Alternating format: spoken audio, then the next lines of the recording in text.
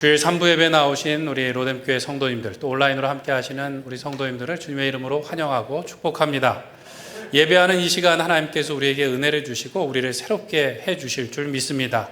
일주일 동안 우리의 마음과 몸이 지치고 또 이 주일날도 막 바쁘게 분주하게 피곤하게 왔어도 생명의 주인이신 하나님을 예배하는 이 시간 하나님께서 우리를 새롭게 하시고 새 힘을 주실 줄 믿습니다. 아멘을 크게 하신 분들은 더욱 그럴 줄 믿습니다. 웃으시면 힘이 나고 예배하는 이 시간 반드시 하나님께서 은혜를 주십니다. 제가 읽었던 책 중에 미움받을 용기라는 책이 있어요. 그 책에 보니까 다른 사람에게 미움받을 것을 두려워하지 말라는 거예요. 왜 그런가? 내 자신을 존중하고 상대를 존중하면서 섬기는 삶을 살면 행복할 수 있다. 이렇게 요약할 수 있습니다. 읽어보면 재미있으실 거예요. 문제는 뭐냐 하면 누구나 다 나를 좋아할 수 없다는 것이죠. 늘 그것이 신경 쓰이는데 사실 누구나 다 나를 좋아할 수는 없어요. 싫어하는 사람이 있을 수 있다라는 거죠. 나뿐만 그런 게 아니라 예수님도 그랬던 것 같아요. 많은 사람들이 예수님을 좋아했지만 예수님을 싫어하고 미워하는 사람들이 있었다는 거예요. 오늘 우리가 읽은 말씀에 보면 예수님의 고향 사람들이 예수님을 배척한 이야기가 나옵니다. 예수님께서 갈릴리에서 사역하실 때는 아주 인기가 좋았습니다. 사람들이 막 다 몰려들고 예수님이 이리 가신다 그러면 저리로 뛰어가고 막 예수님을 서로 만나려고 애를 썼어요. 예수님께서는 많은 이적을 통하여 하나님의 아들이신 것을 증거하시고 제자들을 이끌고 자신의 고향인 나사렛으로 가셨습니다. 나사렛으로 가시니까 그날이 안식일이었던 것 같아요. 회당에서 가르치시니까 그것을 듣고 사람들이 다 놀랐다라고 말하고 있어요. 무엇에 놀랐는가? 예수님의 그 지혜에 놀라고 그 손으로 이루어지는 권능으로 놀랐다라는 거예요. 여기서 놀랐다라는 이 표현은 보면 신약 성경에서 대부분 긍정적인 의미로 쓰입니다. 그러니까 뭔가 두려워서 놀랐다는 것이 아니라 경이로움으로 놀랐다라는 거예요. 그런데 놀란 사람들의 반응이 좀 당황스러웠던 것 같아요. 그래서 서로 묻는데 이런 질문을 합니다. 이 사람이 어디서 이런 것을 얻었느냐? 이 사람이 받은 지혜와 그 손으로 이루어지는 권능은 어찌미냐? 어찌미냐는 무엇이냐? 라고 이야기하고 있습니다. 여기까지는 그래도 좀 긍정적입니다. 그런데 이제 그 다음에 보면 이 사람이 마리아의 아들 목수가 아니냐? 야고보, 요셉, 유다, 시몬이 그 형제가 아니냐? 그리고 네 번째로는 그 누이들이 우리와 함께 있지 아니하냐라고 이렇게 부정문으로 질문을 합니다. 부정적으로 질문한다라는 건 그들의 마음속에 좋지 않은 마음이 있었던 거예요. 그들은 분명히 예수님의 지혜의 말씀을 들었어요. 그리고 예수님의 손으로 행하신 권능을 보고 놀랐습니다. 놀랐다라는 것은 이게 사람의 것이 아니라는 것, 그 경이감을 갖고 감탄했다라는 거예요. 그런데 그들의 말을 들어보니까 갈수록 점점 부정적으로 변하고 있는 거예요. 그 이유는 왜 그랬는가? 그 질문해 보니까 아마 예수님의 출신과 그 배경이 마음에 안 들었던 것 같아요. 이가 마리아의 아들 아니냐라고 말하는데 가부장적인 사회에서 누가 어머니의 이름으로 아들을 부르는 경우가 이게 흔한 경우일까요? 그렇지 않죠. 아마도 요셉이 이미 사망을 했을 것으로 미뤄볼 수 있을 뿐더러 다 장성한 아들을 어머니의 이름을 불러서 그 아들 아니냐라고 말하는 것은 조금 부정적인 의미인 것입니다. 뿐만 아니라 그가 목수가 아니냐라고 이야기하지 않습니까? 목수가 지금이나 당시나 다 기술자였어요. 천한 직업이 아닙니다. 그렇지만 회당에서 가르치는 랍비처럼 엘리트는 아니었다라는 것이죠. 그리고 나서 동네 사람들이 뭐라 그러냐 하면 그 형제들 아무개 아니냐? 그 누이들이 지금 우리하고 같이 있지 않냐? 라는 말은 뭐예요? 야, 그냥 우리랑 똑같은 사람 아니야 라고 말하는 것이죠. 그래서 예수님을 인정하고 배척하지 않았어요. 참 이상한 것은 무엇인가 하면 이 나사렛이라는 동네는 갈릴리 그 해변보다 사실은 더 시골이에요. 더 산 쪽으로 올라가야지 있는 동네예요. 나다나엘이 빌립을 통해서 예수님께 부름받을 때 뭐라 그러나요? 나사렛에서 무슨 선한 것이 나겠느냐라고 무시했던 동네가 이 나사렛이에요. 나사렛은 그렇게 시골 동네였습니다. 분명히 나사렛 사람들도 예수님에 대한 소문을 들었고 직접 들어보니까 정말 지혜가 있고 권능을 행하더라는 거예요. 그럼에도 불구하고 이 나사렛 사람들이 예수님을 배척했습니다. 배척하다라는 건 아예 그냥 차단한다라는 거예요. 그냥 일절 여지를 두지 않고 거부했다라는 의미입니다. 때문에 성경에 보니까 예수님께서 거기서 아무 권능도 행하실 수 없어서 소수의 병자를 고치셨다라고 말하고 있어요. 마가는 믿음과 병고침, 믿음과 기적을 이렇게 연결하고 있는데 여기 보면 예수님께서 능력이 없어서 이것을 할 수 없었다라는 말이 아니야. 그 5절의 말은 이중부정으로 무엇을 강조하고 있는가 하면 믿음 없음에 대해서, 믿지 않음에 대해서 강조하고 있습니다. 때문에 마태복음에 보면 그들이 믿지 않음으로 말미암아 거기서 많은 능력을 행하지 아니하시니라고 말씀하고 있어요. 믿지 않았기 때문에 할 수 없으셨던 것이 아니라 믿지 않기 때문에 하지 않으셨대요. 왜 그런가? 믿지 않는 사람에게는 아무리 큰 기적을 보여줘도 그들은 더 큰 의심만을 만들어낼 것이기 때문에 그들에게 더 권능과 이적을 보이지 않으셨다라는 것입니다.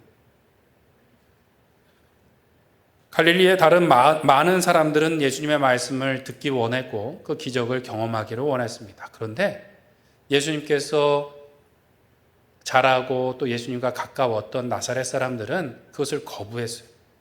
지혜의 말씀을 들었음에도 권능을 보았음에도 그것을 더 이상 보거나 듣길 원하지 않았다라는 것이죠. 우리도 마찬가지인 것 같습니다. 누구나 다 예수님을 믿고 또 힘있게 신앙생활을 하고 싶어 하는데 어떤 사람들은 날마다 체험이 있고 그래서 힘있게 신앙생활을 하고 어떤 사람들은 그렇지 못한 경우가 있는 것 같아요. 대부분은 다 이렇게 좀 예수님을 날마다 경험하면서 힘있게 신앙생활을 하고 싶어 하죠. 기도하면 기도의 응답이 있고 또 영적인 은사들도 많이 있어서 뭔가 능력이 드러나서 다른 성도들도 잘 섬기면 좋겠다. 또 하나님의 음성을 듣는 것처럼 하나님의 뜻을 잘 깨달았으면 좋겠다라는 생각을 합니다. 그러면 얼마나 좋겠어요.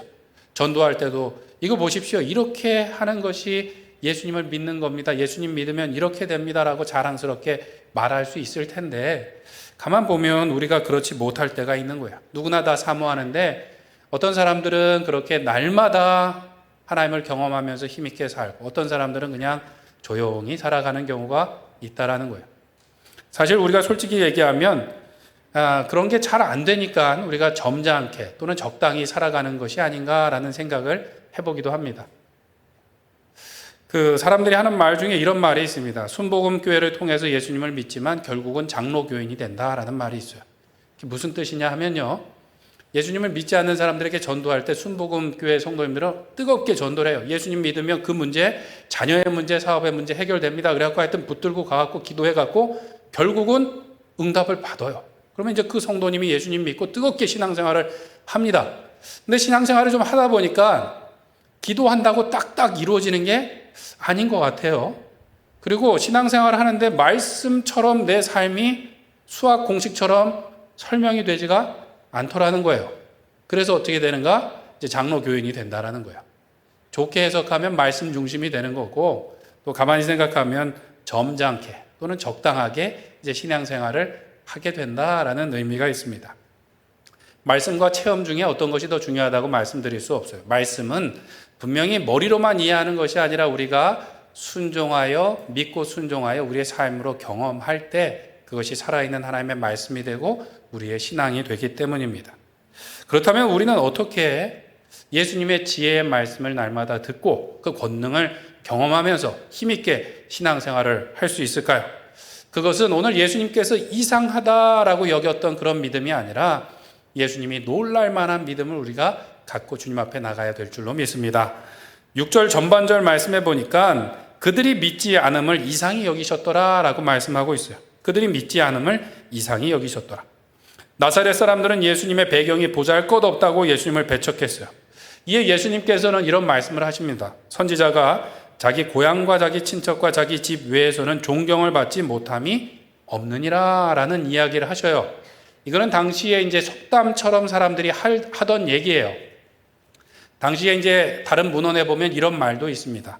선지자가 자기 마을에서는 환영받지 못한다. 의사는 그를 알고 있는 자들에게 치료하지 못한다라는 말도 있어요.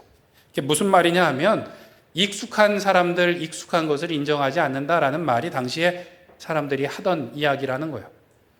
예레미야 선지자 같은 경우도 자기의 고향에서 많은 박해를 받았고 2번이나 암살의 위험을 겪게 됩니다. 사람들은 기본적으로 익숙한 것에 대해서, 익숙한 사람에 대해서 소중하게 여기지를 않는 경향이 있어요. 수도꼭지를 그냥 열기만 하면 물이 나오니까 물이 얼마나 귀한지 사실 우리는 잘 모르지 않습니까? 그리고 공짜로 우리는 숨을 쉬니까 이 공기가 얼마나 중요한지 잘 알지 못해요. 예수님을 만났던 나사렛 사람들도 예수님을 잘 알고 있었기 때문에 예수님을 오히려 존중히 여기지 않았던 것 같습니다. 그렇다면 선지자는 원래 고향에서 이렇게 존경받지 못하는 것이 당연한 것인가요? 안 당연한 것인가요? 그것이 당연한 것이라면 예수님께서 오늘 고향에서 배척받으신 것이 당연한 것인가요? 이상한 일인가요? 조그맣게 대답을 하세요. 성경에 보니까 예수님이 뭐라고 어떻게 여기셨어요? 이상히 여기셨더라. 이상한 일이에요. 그건 당연한 일이 아니라는 거예요. 사람들이 그렇게 말하고 사람들이 그렇게 행동하지만, 주로 그렇게 행동하지만 그것은 당연한 일이 아니라 이상한 일이었다라는 거예요. 저는 어릴 적부터 부모님이 소원하고 저도 목사가 되기로 이렇게 소원을 하고 자랐어요. 성도님들이 다 제가 목사가 될 줄로 알았어요. 그런데 자라면서 이 말씀을 읽을 때마다 제 마음에 부담이 됐어요. 왜 그런가? 제가 아무리 신앙생활을 잘하고 처신을 잘해도 나중에 이 교회에서는 인정받지 못한다는 말씀인가? 이런 부담이 있었어요. 잘 모르실 거예요. 그게 계속 부담이 됩니다. 근데 나중에 지나고 보니까 꼭 그런 것만은 아니더라고요. 그렇지 않은 경우를 제가 많이 찾았고, 그 어떤 사람들은 그렇게 행동하지만 그렇지 않은 경우가 더 많이 있었습니다. 작년에 인천의 한 교회에서 목사님이 은퇴를 하셨는데 교회가 한 70년이 좀 넘었어요. 그 교회 이제 목사님이 은퇴하신 분은 3대째 목사님, 세 번째 목사님. 70년이 됐는데 세 번째 목사님이셨어요. 첫 번째 목사님 17년, 두 번째 27년, 이분이 31년인가 목회를 하시고 은퇴하셨어요. 근데 이 3대째 목사님이 누군가 하면 1951년도에 처음으로 부임하셔서 그 교회를 섬기셨던 목사님의 손자예요. 그러고 나서 이제 교회를 섬기셨는데 이 세 번째 목사님의 아버지는 또 누군가 2대째 목사님이 교회를 섬기시는 동안 그 교회 장로님으로 섬기신 거예요. 그러니까 한 집안이 그 3대에 걸쳐서 교회를 섬기셨어요. 그럼 이 3대째 목사님은 그 교회에서 태어나고 자랐다라는 거죠. 기저귀를 찬 모습, 또 개구쟁이 모습, 사춘기에 반항하던 모습을 다 성도님들이 알고 있었음에도 불구하고 담임 목사님으로 30년 넘게 교회에서 존경받을 뿐만 아니라 교계에서도 훌륭하게 목회를 마치셨습니다. 그런 거 보면 그 교회도 또 그 다음에 그 목사님들도 참으로 훌륭하다라는 생각이 드는데요. 제가 친구들이 그 교회에서 사역을 한 적이 있어서 가본 적이 있어요. 제가 군대를 제대하고 아주 쌩쌩한 청년일 때 갔습니다. 그럼에도 불구하고 성도님들이 아주 나이가 많으신 권사님들이 어찌나 극진하게 저를 환영해 주셨는지 몰라요. 그리고 그 2대째 목사님이 설교를 하시는데 제 마음속에 좀 불편할 정도였어요. 왜 그런가 하면 설교의 3분의 1이 그 후임 목사님 칭찬하시는 게 설교였어요. 뭔 이런 교회가 다 있나 그랬는데 그런 교회가 그렇게 사랑으로 아름답게 교회를 이끌어 가시더라는 거죠. 문제는 뭔가 하면 사람을 얼마나 존중하고 존경하며 서로를 세워가느냐, 그것이 능력인 것 같습니다. 예수님께서도 이렇게 그렇게 하지 못하는 사람들을 보고 이상하게 여기셨다는 거예요. 왜 이상한가? 우리가 마가복음을 보고 있는데 그 앞에 보면 어떤 말씀이 있는가 하면 귀신들도 예수님을 보면 어떻게 해요? 하나님의 아들이신 줄 알고 떠들더라는 거예요. 하나님의 아들이시여 라고 말하면서 와서 엎드려서 이야기했습니다. 그런데 예수님을 잘 알던 사람들, 예수님을 통해서 지혜와 권능의 말씀을 들은 사람들이 예수님을 거부하는 것, 그것이 이상하더라는 것이죠. 왜 이상한가? 그것은 그냥 사람들이 예수님을 마음에 안 들어한 것이 아니에요. 예수님이 보시니까 믿음이 없는 것을, 믿지 않음을 이상하게 여기시더라라고 말씀하고 있어요. 나사렛 사람들이 예수님을 배척한 것은 그냥 익숙했기 때문이 아니에요. 예수님의 배경이 마음에 들지 않았기 때문이 아니에요. 예수님의 말씀은 그들이 믿음이 없기 때문이라고 말씀하고 있습니다. 이 믿음이라는 것은 평소에는 잘 보여지지 않습니다. 그런데 반드시 우리의 삶으로 드러나 보여지게 되어 있습니다. 여러 가지 형태로 말이죠. 오늘 이 갈릴리 사람들에게는 어떻게 보여졌는가? 4절 말씀에 보면 선지자가 자기 고향과 자기 친척과 자기 집 외에서는 무엇을 받지 못함이 없다? 존경받지 못함이 없다. 다른 곳에서는 다 존경하는데 나사렛에서는 존경하지 않더라는 거예요. 이 사람들의 믿음 없음이 뭐예요? 존경하지 않는 모습으로 나타났어요. 남을 존경하지 않는다라는 것은 어떤 마음일까요? 내가 더 높다라는 교만한 마음인 거죠. 내가 교만하니까 다른 사람을 존경하지 않게 되는 것이죠. 그것이 교만이고 죄라는 거예요. 아담과 하와가 에덴 동산에서 죄를 졌는데 그것도 뭔가요? 하나님처럼 되고 싶어하는 교만이 그들의 죄였어요. 오늘날 사람들의 죄도 뭔가요? 하나님의 다스림을 받는 것이 아니라 내가 하나님이 돼서 내 삶을 내가 내 뜻대로 하겠다라는 것이 교만이고 죄인 겁니다. 더 나아가서 돈과 권력을 가지고 나뿐만 아니라 다른 사람들도 내 말대로 내 마음대로 그렇게 조종하고 싶고 통제하고 싶은 것이 사람들의 죄라는 거예요. 그것이 교만입니다. 때문에 이사야 예레미야서에서 하나님의 날, 하나님의 심판의 날에 누구를 심판하시는가? 교만한 사람을 하나님께서 징계하신다, 낮추신다, 심판하신다라는 말씀이 반복되어 나옵니다. 신약 성경의 지혜서라고 할 수 있는 야고보서에 보면 이런 말씀이 있습니다. 야고보서 4장 6절 말씀을 한번 같이 읽겠습니다. 시작. 그러나 더욱 큰 은혜를 주시나니 그러므로 일렀으되 하나님이 교만한 자를 물리치시고 겸손한 자에게 은혜를 주신다 하였느니라. 아멘. 누구에게 은혜를 주신다고요? 겸손한 자에게 은혜를 주신다. 교만한 자는 물리치신다라고 말씀하고 있습니다. 믿음이란 무엇인가? 하나님을 경외하는 거예요. 그리고 하나님 앞에 겸손한 것이 믿음입니다. 그 믿음이라는 것은 또 어떻게 드러나는가? 우리의 이웃들 앞에 겸손하며 존중하고 존경함으로 드러나 보여지는 것이죠. 때문에 우리는 먼저 하나님 앞에 겸손해야 됩니다. 하나님 앞에 겸손하다라는 것은 항상 하나님께 영광을 돌린다라는 말이 되는 것이죠. 나사렛 사람들이 예수님을 만나고 분명히 그 지혜와 권능에 놀랐지만 하나님께 영광을 돌리지 않았어요. 이상하죠? 하나님께 영광을 돌리지 않았어요. 그들은 예수님이 마음에 들지 않아서 배척한 것이 아니라 그들 마음속에 교만함과 불신앙이 있었기 때문에 예수님을 믿지 않고 배척했다라는 것이죠. 요한복음 5장 44절에 보면 바리새인들과 서기관들을 향하여 예수님께서 이런 말씀을 하십니다. 너희가 서로 영광을 취하고 유일하신 하나님께로부터 오는 영광은 구하지 아니하니 어찌 나를 믿을 수 있느냐? 그들이 믿지 않는 이유는 무엇인가 하면 하나님의 영광을 구하지 않고 서로 영광을 구한대요. 바리새인들과 서기관들이 예수님을 믿지 않은 것은 기적을 보지 못했기 때문이 아니에요. 예수님의 가르침이 잘못됐기 때문이 아니에요. 그들이 보기에 예수님이 우스웠기 때문이 아니에요. 진짜 이유는 무엇인가? 하나님께 영광을 돌리지 않고 누가 영광을 취했어요? 자기들이 서로 영광을 취하기 때문에 예수님을 믿지 않았다라는 거예요. 내가 높아져야 되기 때문에 예수님을 인정하지 않았습니다. 하나님 앞에 겸손하다라는 것은 어떠한 경우에도 하나님께 영광 돌리고 하나님을 찬양하고 하나님께 예배하는 것입니다. 그래서 신약 성경에 많은 사람들이 예수님을 통해서 기적을 경험했는데 기적을 경험한 사람들이 다 예수님이 메시아인 줄 안 것은 아니에요. 그냥 기적을 경험했어요. 그런데 뭐라고 말하는가? 마태복음 9장 8절에 보면 이렇게 말합니다. 무리가 보고 두려워하며 이런 권능을 사람에게 주신 하나님께 무엇을 돌리니라? 영광을 돌리니라. 사람들은 예수님이 십자가에서 부활하시고 나서까지도 잘 알지 못했어요. 예수님이 누구신지. 그런데 기적을 보고 나서 누구에게 영광을 돌려요? 하나님께 영광을 돌리는 것이 그것이 믿음이고 정상적인 반응이라는 것이죠. 하나님을 경외하는 삶은 내가 다 이해하지 못해도 하나님께 영광 돌리고 예배하고 찬송하는 삶인 줄 믿습니다. 가끔 이 장기 결석자이신 분들에게 이제 신방 전화를 하다 보면 다 이유가 있으세요. 교회를 지금 안 나오시는 이유가. 그런데 그 이유 중에 어렵게 말씀하실 때가 있어요. 아무개 때문에 나는 교회를 안 나간다는 거예요. 아무개 때문에 교회 나가면 은혜가 안 되고 예배가 안 된대요. 또 가끔은 목사가 너무 싫어서 목사의 설교가 은혜가 안 돼서 이제 웃으시는 분들은 좀 마음이 좀 이상하신 거예요. 목사의 설교가 은혜가 안 돼서 교회를 안 나가신다. 예배는 누구에게 드리는 건가요? 하나님께 드리는 거예요. 그걸 기억해야 됩니다. 제가 전에 이제 사역하던 곳에서 사역을 하다가 옛날에는 우리 찬양대를 뭐라고 불렀나요? 성가대라고 불렀어요. 저도 평생 그렇게 잘하고 성가대를 했으니까 기도하는 중에 한 번 성가대라는 표현을 썼던 것 같아요.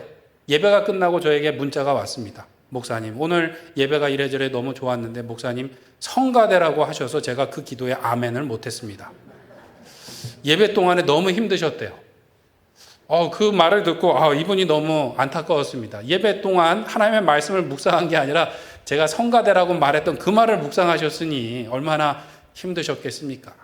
그런데 가만 생각해 보면 하나님이 불편하셨던 건가요? 그분이 불편하셨던 건가요? 그분이 불편하셨죠. 그럼 예배는 하나님께 드리는 건가요? 그분을 위해서 드리는 건가요? 하나님을 위해서 드리는 거죠. 우리가 그럴 때가 있어요. 저뿐만 그런 실수를 하는 게 아니에요. 미국의 대부흥을 이끌었던 무디 목사님이 설교를 하셨는데 이 무디 목사님은 흑인이고 제대로 교육을 받지 못했어요.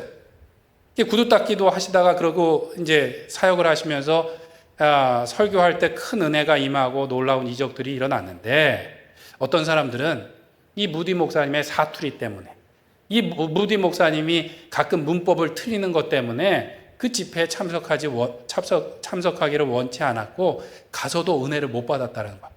문법을 틀렸다라는 거예요. 그래서 은혜가 안 됐다. 지금도 우리가 다 알 만큼 그렇게 유명하신 분일 뿐만 아니라 미국의 전 교회를 부흥으로 이끌었던 분인데 그 가운데 은혜를 받지 못한 사람이 있었다라는 거예요. 더 심한 경우는 가끔 교회 분쟁이 있을 때 싸우다 주일 예배를 못 드리도록 싸우는 경우가 있다라는 얘기를 드릴 때가 있어요. 그러면 누구를 믿고 누구에게 우리가 예배하기 위해서 이 자리에 있는 건가요? 분명히 우리 예배는 내가 은혜 받기 위해서 드리는 것이 아니라 하나님께 영광 돌리기 위해서 드리는 것인 줄 믿습니다. 그리고 우리가 하나님께 영광 돌릴 때 하나님께서 우리에게 지혜의 말씀을 주시고 하나님의 권능을 경험케 하시는 것인 줄 믿습니다. 사랑하는 성도 여러분, 하나님께서 더욱 큰 은혜를 주시는데 누구에게 주신다고요? 겸손한 자에게 주신다라고 말씀하고 있습니다. 우리가 예배를 드리는 대상은 하나님이시고 우리에게 은혜를 주시는 분도 하나님이신 줄 믿습니다. 우리가 전심으로 하나님 앞에 예배할 때 제 설교가 전혀 귀에 들어오지 않아도 교동문을 읽다가 은혜를 받고 또 우리 찬양대에 찬양을 듣다가 은혜를 받게 되고 우리가 돌아가게 될 줄로 믿습니다. 하나님께서 은혜를 주실 거예요. 때문에 우리가 사람을 핑계하고 교회 시설을 핑계하고 다른 어떤 것을 핑계할 것이 아니라 오늘도 하나님의 영광으로 우리가 충만하기를 소원합니다. 그리고 감사와 기쁨으로 하나님께 예배함으로 예배하는 그 자리에서 지혜의 말씀을 우리가 듣고 또한 하나님의 권능을 경험하시는 우리 로뎀교회 성도님들 되시길 축원드립니다. 두 번째로 우리는 이 믿음이라는 것은 사람 앞에 겸손한 것입니다. 사람을 존중하고 존경하는 것이 능력이 되는 거예요. 사전 말씀처럼 선지자를 다른 사람을 존경하고 순종하는 것이 믿음입니다. 예수님께서는 서기관들과 바리새인들을 그렇게 비판하셨지만 제자들에게 뭐라고 말씀하시냐 하면 그들이 말하는 바는 잘 배우고 행하고 지키라고 말씀하셨어요. 그들의 행위는 본받지 말되 그들의 말하는 것, 그들이 가르치는 것은 잘 듣고 배우라고 말씀하셨어요.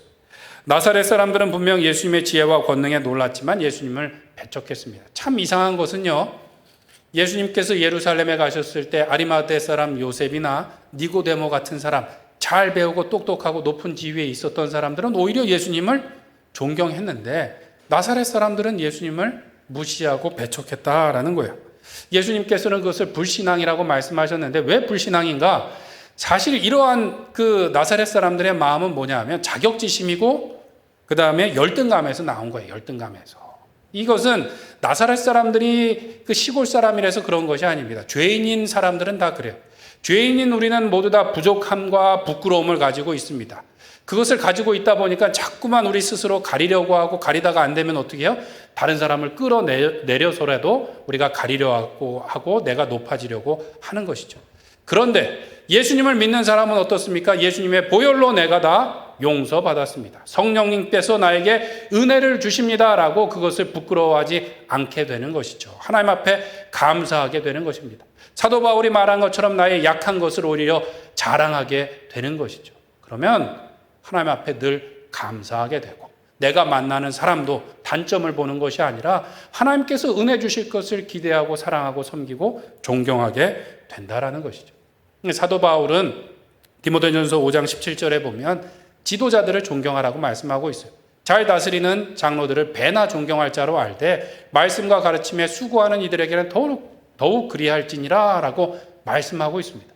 어쨌든 지도자로 세우신 그것은 하나님께서 세우셨기 때문에 존경하고 잘 따르라라고 말씀하셨어요. 지도자뿐인가요? 서로 성도에게 그렇게 하라고 말씀하시는데요. 빌립보서 2장 3절에 보면 이렇게 말씀합니다.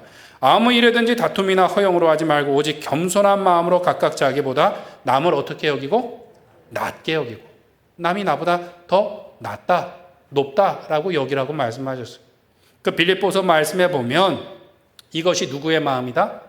예수님의 마음이다. 예수님께서는 원래 하나님과 본체이시나 동등됨을 취하지 아니하시고 자기를 비워 종의 형상으로 이 땅에 오사 죽기까지 순종하여 십자가를 지심으로 구원을 이루셨다라는 거예요. 그랬더니 하나님께서 모든 이름 위에 뛰어난 이름을 주시고 모든 입으로 하나님께 영광을 돌리게 하셨다라는 것입니다. 우리의 믿음의 대상은 바로 그 겸손의 왕이신 줄 믿습니다. 우리가 닮아가야 될 분도 그 예수님이에요. 십자가의 도가 멸망하는 자들에게는 어떠한 것이나 미련한 것이나 십자가의 도는 뭐예요? 낮아지고 겸손하고 뭔가 당하는 것 같은 것이 세상 사람들 보기에는 미련하나 그것이 구원받은 우리에게는 하나님의 능력이 되는 줄 믿습니다. 우리가 살아가면서 좀 낮아지고 무시받고 좀 더 섬기는 것 같고 그러는 것이 미련해 보이지만 사실은 그것이 하나님의 능력이 되는 줄 믿습니다. 교회에서 보면 이제 가끔 요즘에는 이제 너무 관리를 잘 하셔갖고 나이를 가늠하기가 힘든데요. 외모 때문이 아니라 이게 교회에서 보면 가끔 제가 착각하는 경우가 있어요. 나이가 적은데 더 많은 줄 알고 착각하는 경우가 왜 그런가 하면 아래 위로 한 5살은 그냥 말씀을 편하게 하시는 분들이 있어요. 다 편한가요? 아니면 그분만 편할까요? 그분만 편할 수 있죠. 한참 그렇게 하셔서 보면 모든 사람에게 그런가 보면 모든 사람에게 그런 것 같지는 않아요. 그분들의 특징은 뭐냐면 강약, 약강. 강한 사람에겐 약하고 약한 사람에겐 강하고 그런 경우가 사회에서도 보고 교회에서도 보고 그러면 있어요. 이게 보면 뭔가 나에게 도움이 될 것 같고 내가 조금 신경을 써야 될 것 같은 사람에게는 아주 깍듯하게 하고 조금 약해 보이고 도움이 안 될 것 같은 사람에게는 말이 점점 짧아지는 거예요. 말을 쉽게 하기도 하고 또 함부로 대하는 경우가 있더라는 것이죠. 이것은 예수님을 닮은 마음이 아니라는 거예요. 성도를 나보다 낮게 여기는 건가요? 낮게 여기는 거죠. 나보다 나이가 많음에도 불구하고 더 하대하는 것처럼 하는 것은 신앙인의 자세가 아니라는 거예요. 여전히 자기를 믿고 있고 누구를 의지하는가? 사람을 의지하는 거예요. 잘 보이고 싶은 사람을 의지하는 경우가 있다라는 것이죠. 고린도전서 12장에 보면 예수님께서는 우리를 그리스도의 몸으로 부르셨대요. 근데 몸을 다 각각 다른 지체로 부르셨는데 누가 더 요긴한가? 더 약해 보이는 지체를 요긴하게 하셨대요. 덜 귀히 여기는 것처럼 보이는 지체를 하나님께서 아름답게 하신다라고 말씀하셨습니다. 신앙인의 자세는 무엇인가? 몸 중에서 약하게 보이는 지체를 더 요긴하게 여기고 더 섬기는 것이 신앙인의 자세다라는 것입니다. 우리가 신앙생활을 하면서 왜 기적을 경험하지 못하고 하나님의 음성을 잘 듣지 못하고 하나님의 권능을 경험하지 못할까요? 예수님이 계시지 않는 곳에서 예수님의 말씀이 아니라 내 말만 하고 있기 때문에 그런 거라고 저는 생각을 합니다. 예수님이 계시지 않는 곳은 없겠지만 예수님이 더 바쁘게 더 강력하게 일하시는 곳은 어디일까요? 예수님을 너무나 필요로 하는 힘들고 아프고 어려운 나의 지체 곁에서 예수님께서 일하고 계신 줄 믿습니다. 내 마음속에 예수님이 좀 멀게 느껴진다면 우리가 지금 잘못 가 있는 거예요. 예수님의 음성이 들리지 않는다면 우리가 지금 뭔가를 잘못하고 있는 거예요. 어디로 가야 되는가? 예수님이 일하고 계신, 예수님이 말씀하고 계신 나의 연약한 지체 곁으로 가야 될 줄로 믿습니다. 서로 나보다 남을 낮게 여기며 겸손히 순종하며 섬김으로써 날마다 예수님의 지혜의 말씀을 듣고 그 권능을 경험하시는 우리 로뎀교회 성도님들 되시길 간절히 축원드립니다. 말씀을 맺겠습니다. 하나님께서는 나를 존중히 여기는 자를 내가 존중히 여기고 나를 멸시하는 자를 내가 경멸하리라 라고 말씀하셨어요. 그리고 그 예수님께서는 여기 있는 소자 중에 한 사람에게 한 것이 곧 나에게 한 것이다 라고 말씀하셨습니다. 우리가 하나님을 존중히 여길 뿐만 아니라 우리에게 부탁하신 나의 형제들, 자매들, 이웃을 존중하며 사랑하며 섬기며 나갈 때 하나님의 음성을 듣고 하나님의 권능을 경험하게 될 줄로 믿습니다.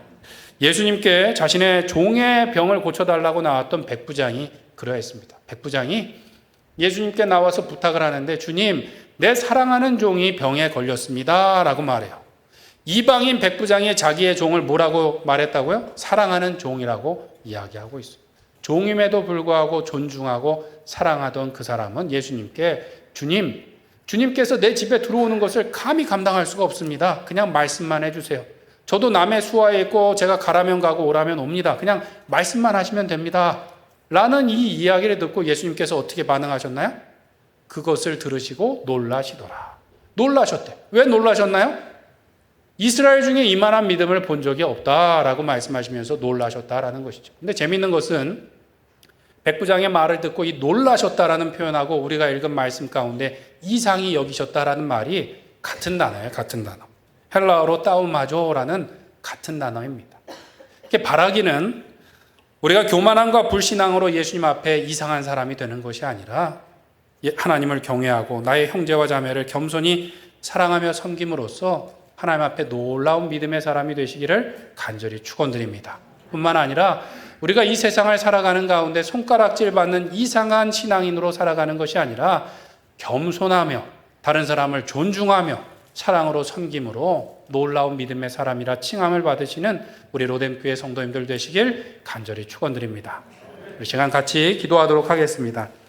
하나님, 오늘도 하나님을 온전히 경외하고 하나님께 예배함으로 하나님의 지혜의 말씀을 듣고 권능을 경험하게 하여 주시옵소서. 또한 우리의 믿음이 나의 형제 자매들을 존중히 여기며 또 겸손히 섬김을 통하여 드러나게 하여 주시옵고 그 가운데 주께서 말씀하시는 것을 듣고 주의 놀라운 은혜를 날마다 경험하는 주님의 사람 되게 하여 주시옵소서. 우리 같이 기도하시겠습니다. 사랑이 많으신 하나님 아버지, 오늘도 하나님 앞에 예배하오니 이 예배 자리에서 겸손히 주님 앞에 우리를 드리게 하여 주시옵고 그 가운데 하나님께 온전히 주의 영으로 헌신되어지며 주님 앞에 주의 음성을 듣게 하여 주시옵고 주의 놀라운 권능을 체험하게 하여 주시옵소서.